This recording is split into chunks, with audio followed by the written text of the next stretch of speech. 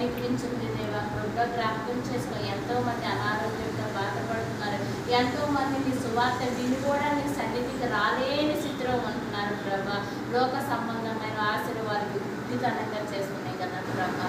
ఆ గుడ్డితనం నుంచి విడిపించి వెలుగు వారిలో ప్రకాశింపచేసి నీ సన్నిధికి నడిపించి వాక్యపు వెలుగులో సంచరించే జీవితాన్ని వారికి అనుగ్రహించమని, దయచేయమని, నడిపించమని, స్థిరపరచమని, వారిని కూడా బలపరచమని బ్రతిమలాడుకున్న స్తోత్రం ప్రభా.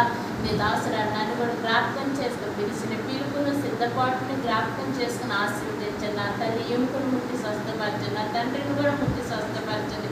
అనేకమంది ఇబ్బందులతోనూ బాధలతోనూ శోధనతోనూ ప్రభా, యోగుకి వచ్చిన శోధనలు నాకైతే రాలేదు, కానీ కొన్ని శోధనతో నలిగిపోతున్నాను ప్రభా. కానీ యోగుని ఎదుట పెట్టుకుని నీవు నా వైపు చూడు అంటున్నావు. నీ వైపు చూస్తున్నా నన్ను కూడా జ్ఞాపకం చేసుకోమని, నీ చిత్తం నా ఎలా సంపూర్ణ